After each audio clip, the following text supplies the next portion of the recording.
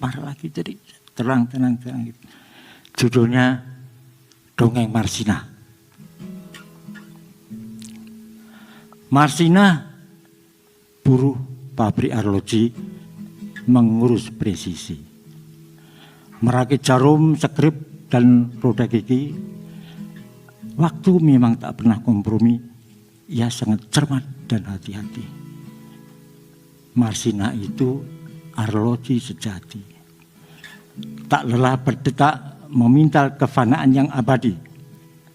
Kami ini tak banyak kehendak, sekedar hidup layak, sebutir nasi.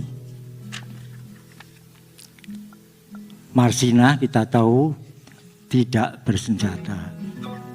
Ia hanya suka merebus kata sampai mendidih lalu meluap kemana-mana.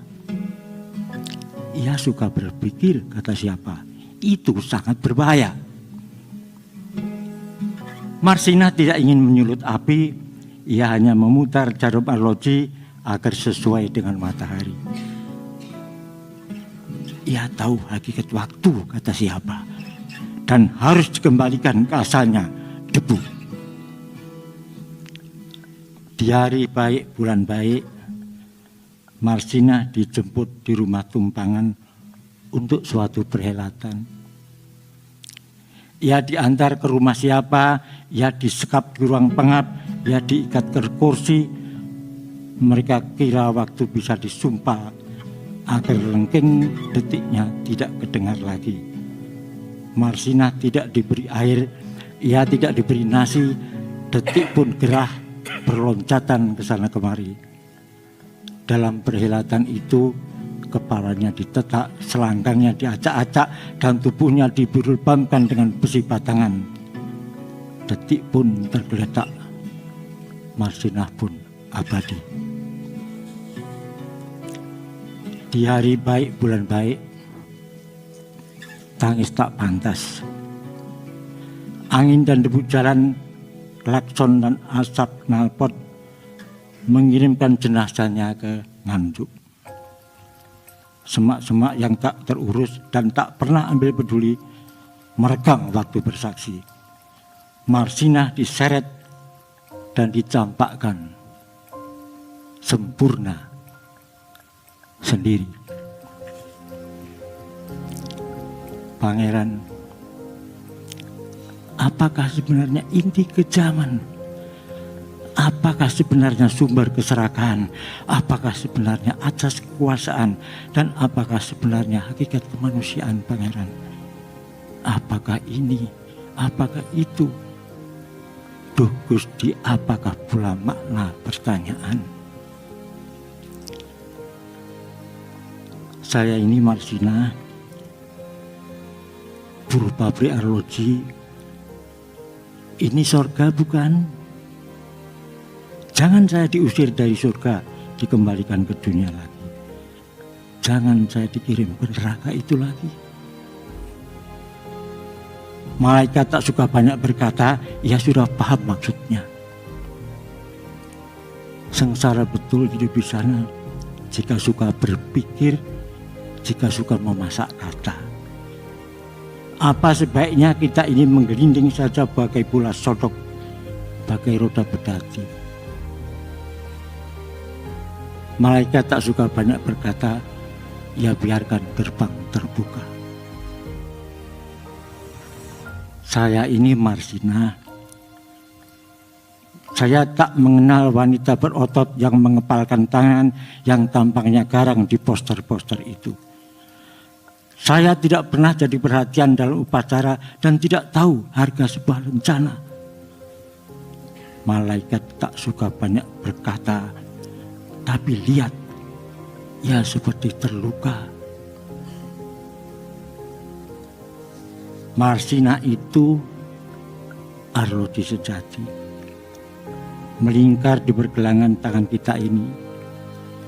Dirapanya denyut nadi kita dan diingatkannya agar belajar memahami hakikat presisi.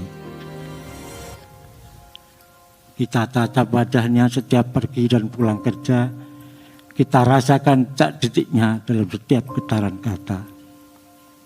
Marsina itu, arloji sejati, melingkar di pergelangan tangan kita ini.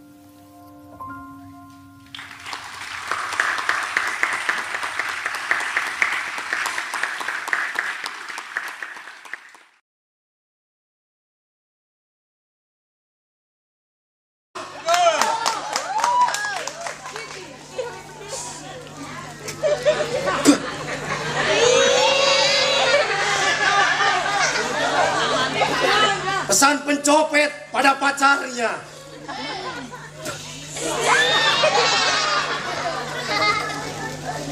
Siti,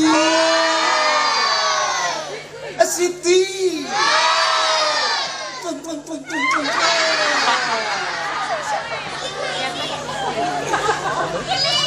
Ini aku makin ngerti keadaanmu, Siti.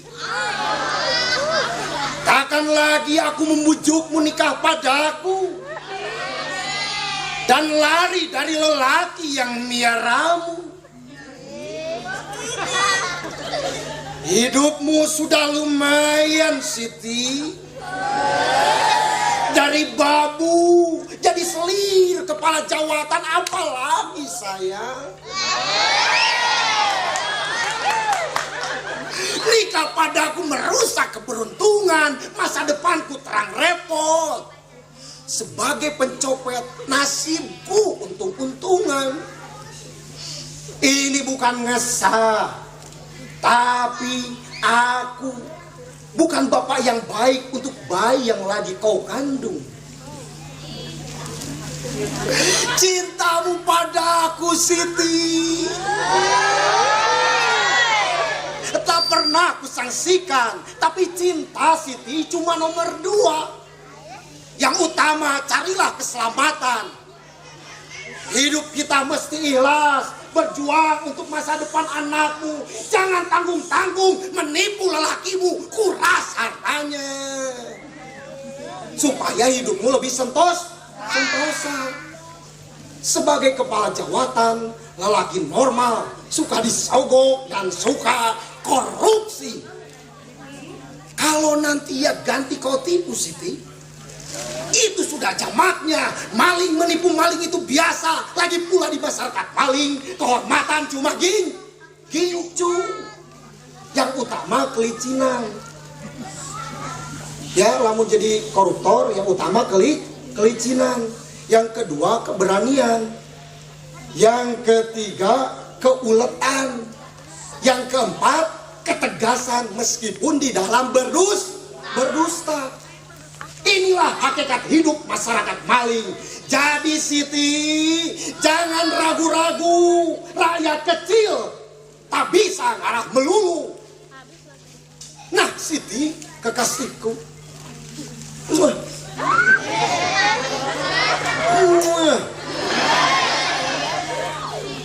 usahakan karirmu selalu menanjak dan usahakan kenal satu menteri, serta usahakan jadi selirnya.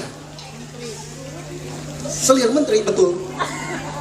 Sambil jadi selir menteri, tetaplah jadi selir lelaki yang lama. Kalau ia menolak kau rangkap sebagaimana ia telah merangkapmu dengan istri-istrinya, artinya dia tak tahu diri. Lalu tebak saja dia. Jangan kecil hati lantaran kurang pendidikan. Asal kau bernafsu dan susumu tetap baik bentuknya, itu akan menarik perhatian seorang menteri. Seorang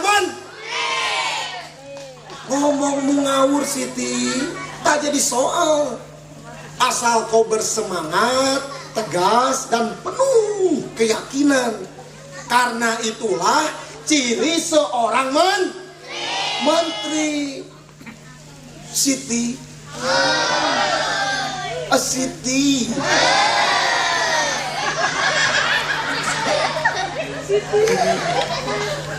akhirnya aku berharap untuk anakmu nanti.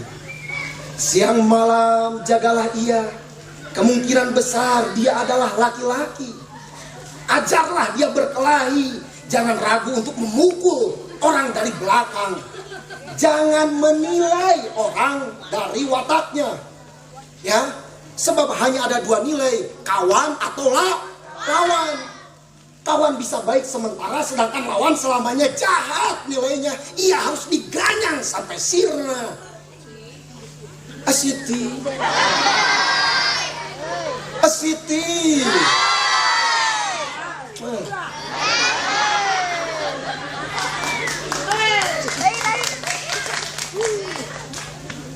Jadi poho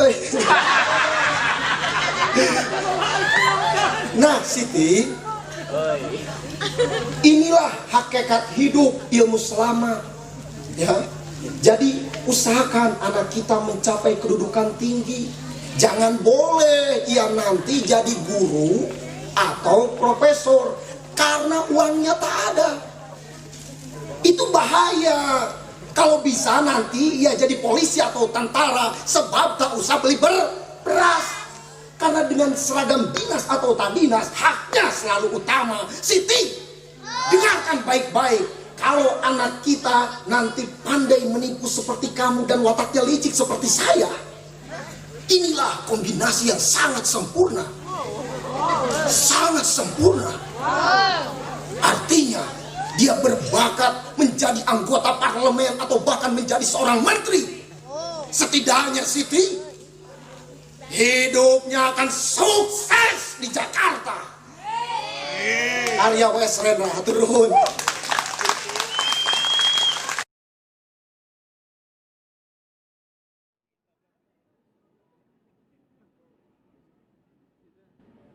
Derai-derai cemara.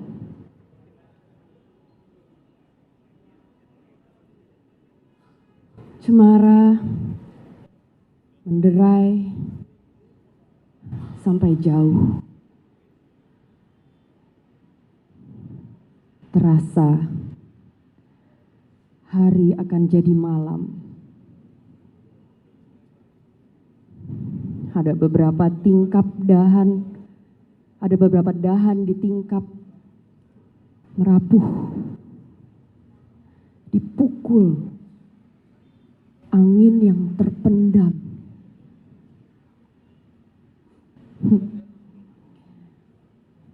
Aku sekarang orangnya bisa tahan. Sudah berapa waktu bukan anak lagi.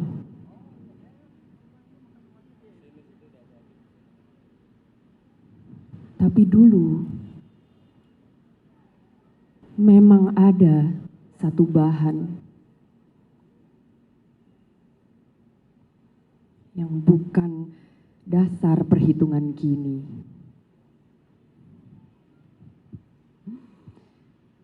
Hidup hanya menunda kekalahan. Tambah terasing dari cinta sekolah rendah.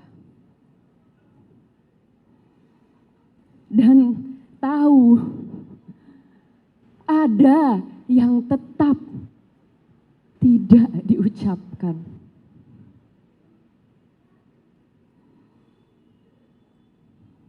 Sebelum pada akhirnya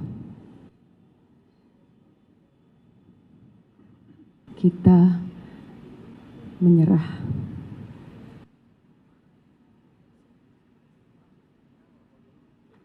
(1949)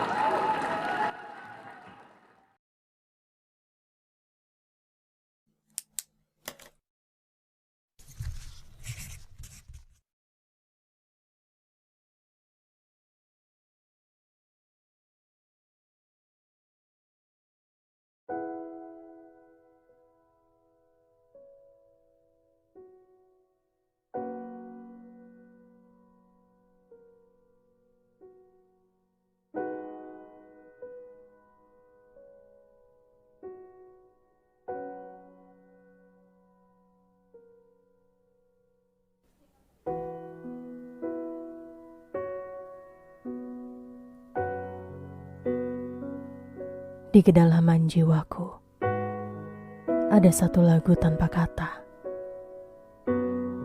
Suatu lagu yang hidup dalam benih hatiku. Dia tidak mau meleleh, dengan tinta di atas perkamen. Dia menutupi kasih sayangku dalam sehelai baju transparan dan mengalir, namun tidak di bibirku.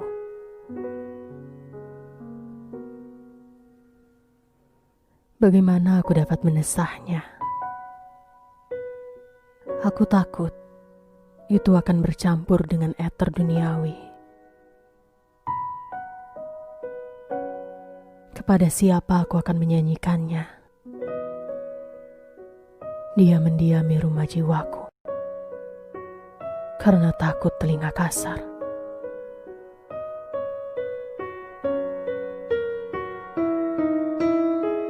Waktu aku memandang ke dalam mata batinku, kulihat bayangan dari bayang-bayangnya.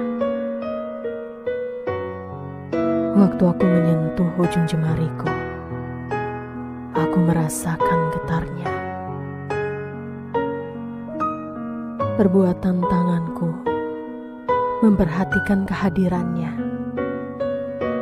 Sebagai sebuah telaga, pastilah mencerminkan bintang-bintang yang berkelap-kelip. Air mataku membukakannya ketika tetesan embun terang mengungkapkan rahasia setangkai mawar layu.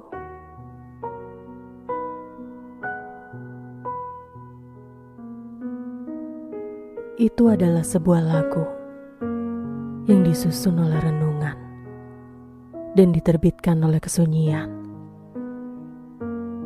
dan disingkirkan oleh bunyi berisik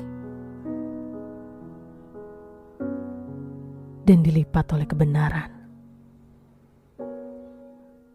dan diulangi oleh mimpi dan dipahami oleh cinta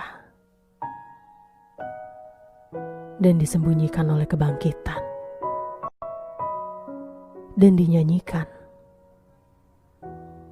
oleh jiwa.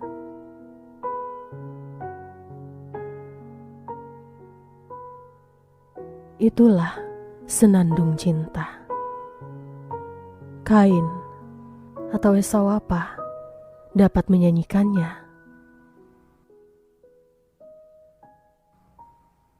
Itu lebih wangi daripada melati. Suara apa dapat memperbudaknya?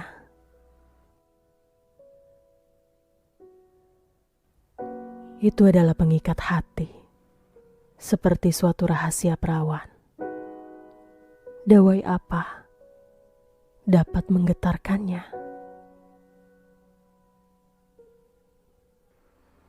Siapa berani menyatukan deru ombak dan nyanyian burung bulbul? Siapa berani membandingkan badai memekik dengan desah seorang bayi?